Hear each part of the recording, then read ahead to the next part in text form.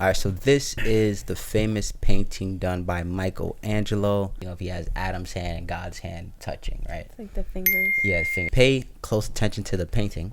Mm-hmm. The right hand is supposed to be God's and the left hand is Adam's hand. God's hand is fully extended. Adam's hand is not. It's almost, he won't fully extend his whole hand to touch God's hand. If he fully extended his hand, he would touch God. Michelangelo did this to show the fact that God's hand is always extended. He's always trying to reach you. He's always there if you want him or need him in your life.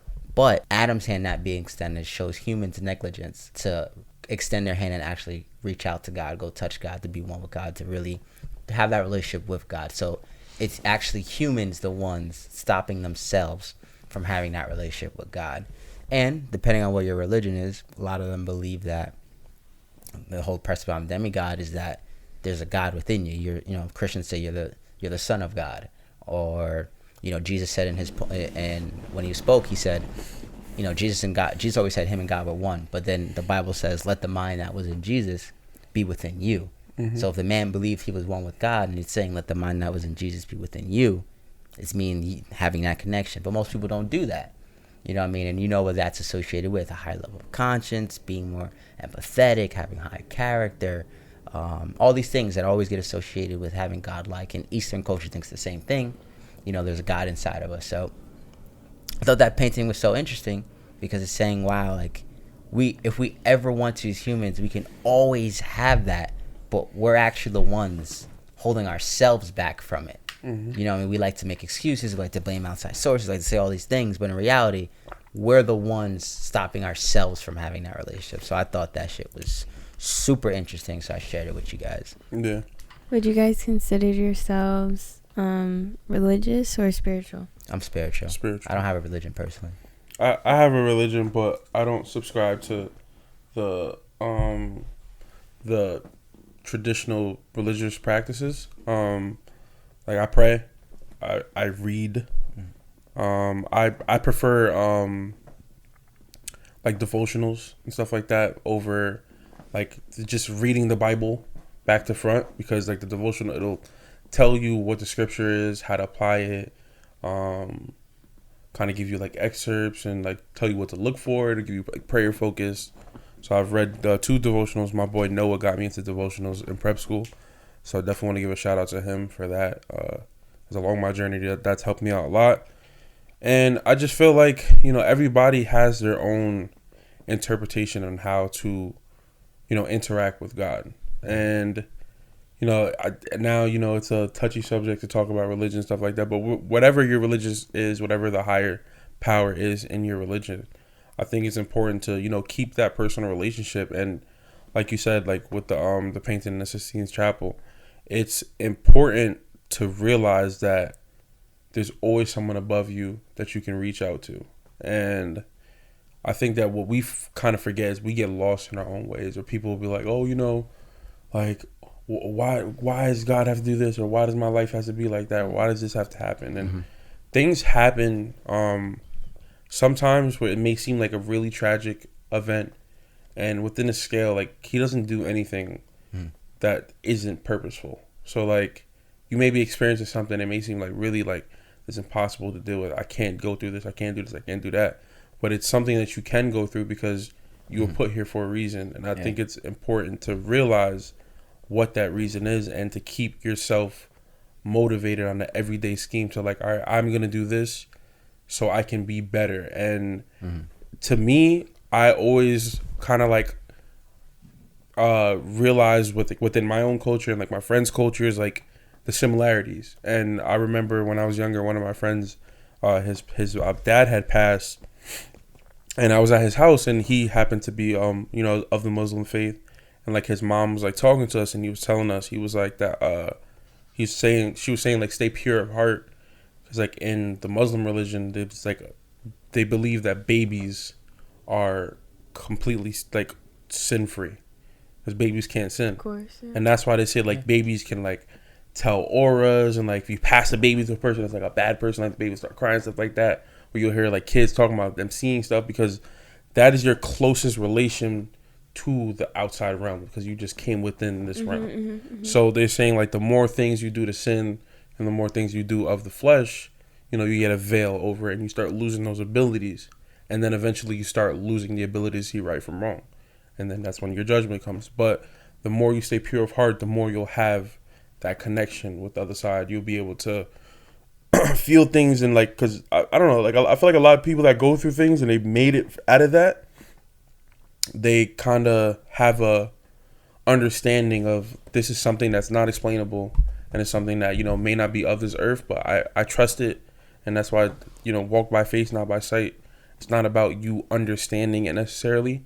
It's about you trusting that it's there to protect you, and understanding the fact that there's things that aren't understandable, It sounds cliche or it sounds weird, but, you have to trust in that. Like, you have to be able to walk down this path and just know, like, I don't care if I can't see.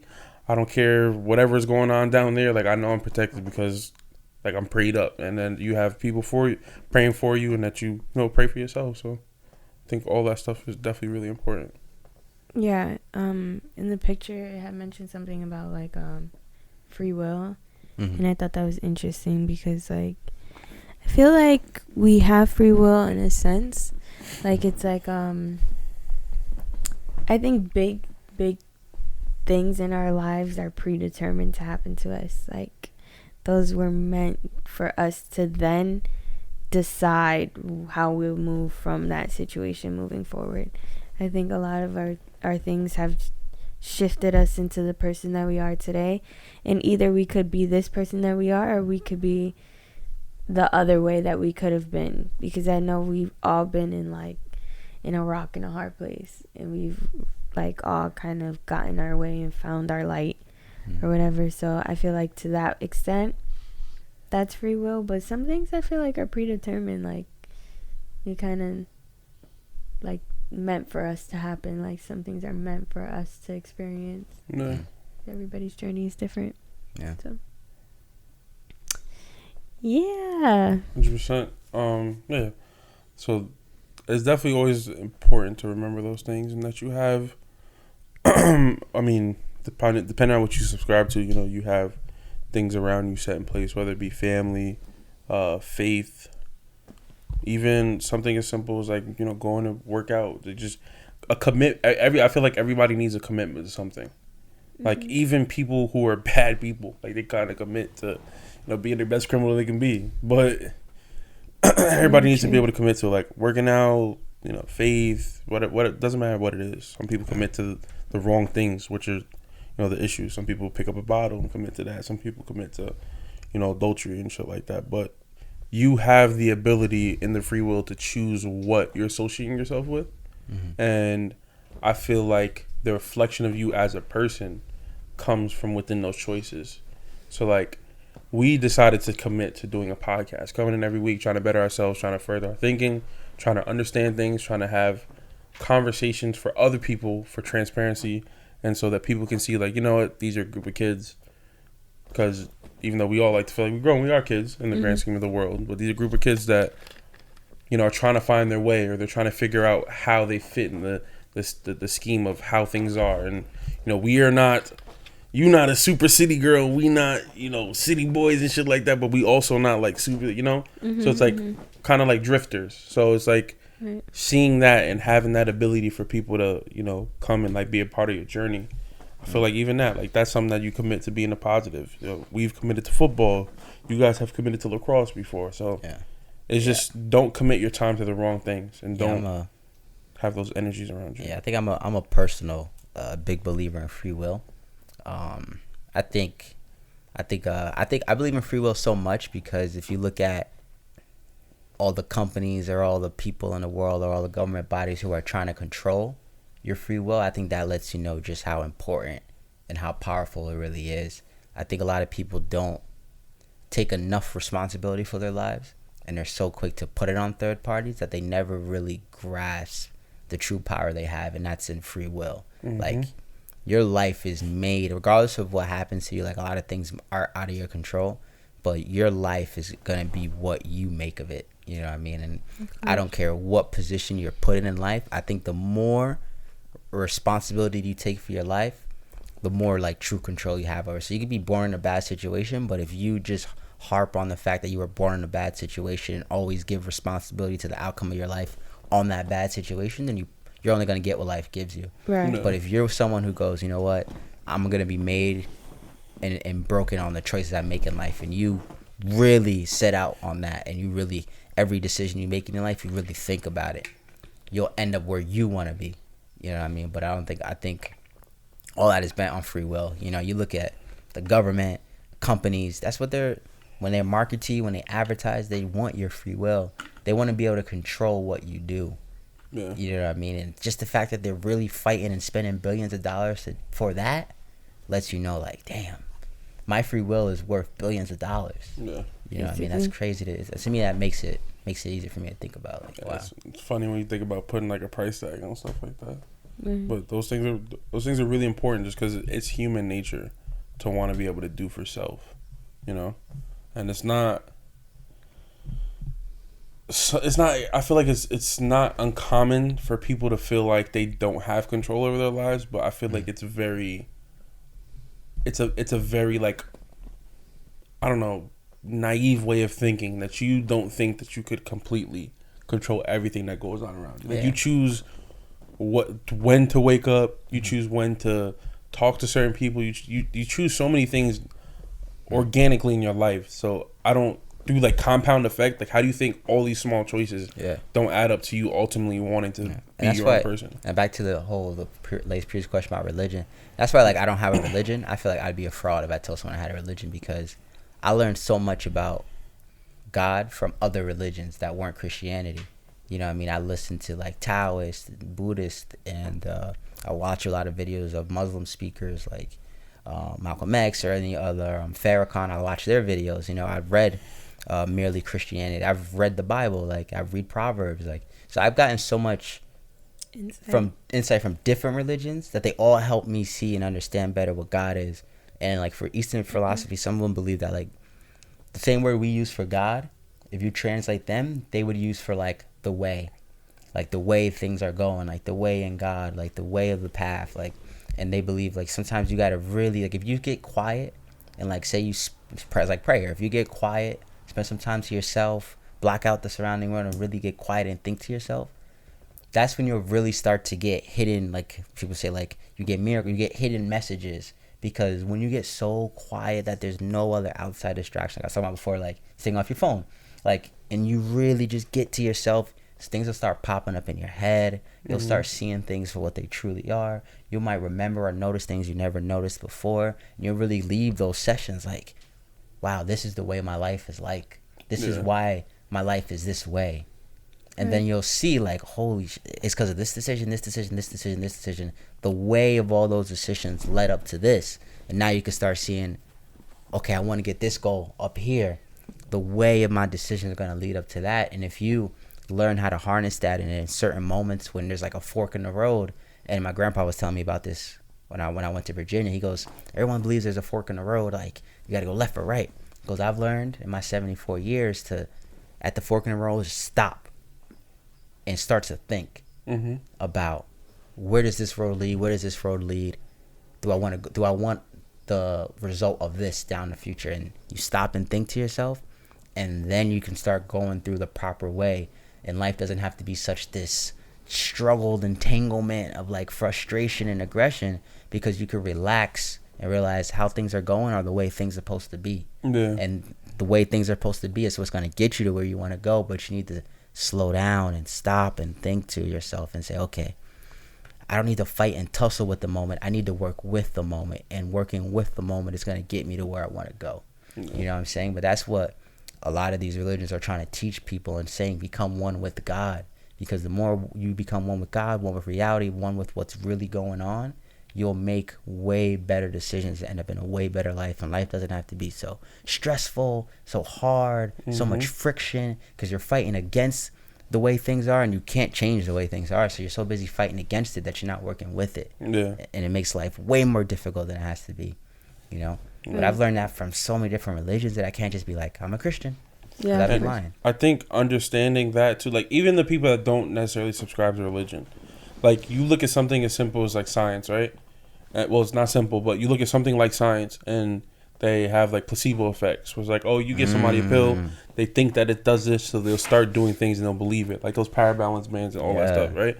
And it's like, maybe even if you don't believe what they believe in, or you think that what they believe in is a fluke, their beliefs of going out into the world, knowing that they're divinely protected, saying that there's someone that has a plan for me, and it's the best for me, and I can go out, and if I apply myself and I do positive things and do good onto the world, good things will happen to me.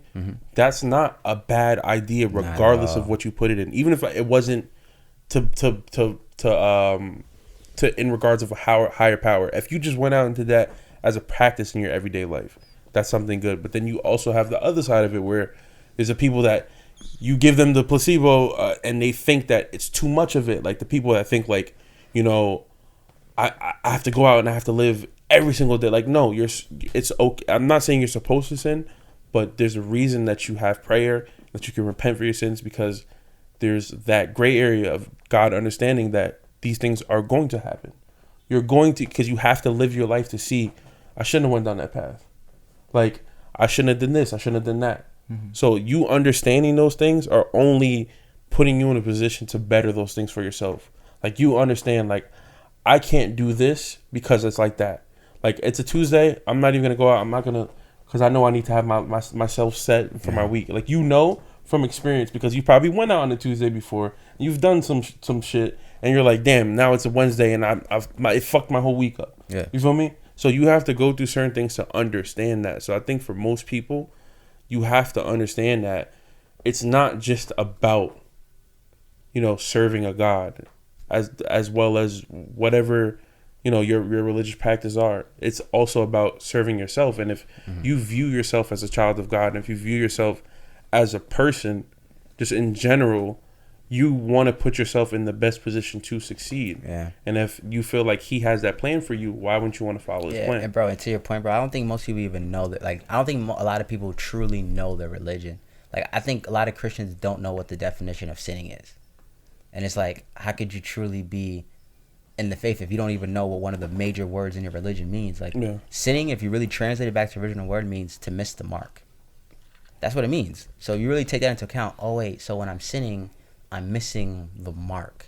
I'm missing the mark of maybe the life I want to live. I'm missing the mark of being someone of high character. I'm missing the mark of reaching my goal. Like, I'm just missing the mark. But to miss the mark doesn't mean you can't redirect your aim and fix it. You know what I mean? But people have such a misconception. Like, they sin and they're like, oh my God, I'm a terrible person. I'm like, it's like, whoa, wait a minute now. You know, were you listening? Or how many Christians have really read Proverbs and really applied what it's telling them to apply? If you did, there are a lot of things and mistakes that we make now that even as America, as a Christian society, you're like, you guys are not reading this because it tells you don't do it. Like, it gives you advice. That's what it's about. It's like, hey, a wise man has many counselors. You know, talks about finding a good woman. It talks about what it means to be a good man. It talks and it's like all these things. It talks about not being lazy. It talks about waking up early in the morning to get your work done. All in Proverbs. And to piggyback off your point, it's you have to listen to those keywords because you have to understand what is meant by that, right? Yeah. And what's meant by that is they don't say don't do bad things. The Bible doesn't say don't be bad, don't be a terrible person. It always talks about flesh, right? Because a human doesn't understand. It's flesh because, like, that's just your animalistic instincts. So when you stray away from your flesh and you realize that this is just a vessel and, like, my spirit is what matters, and you look to raise your spirit and have, like, divinity about yourself, and you look at yourself in a light, you're like, yo, I have to hold myself to a higher standard because, like you said, you're missing the mark. So when you're living in the flesh, it's not that you're living bad. You're living like a person that doesn't understand. And even that, they leave room to make sure, you feel me, that you can come back from that. So, you know,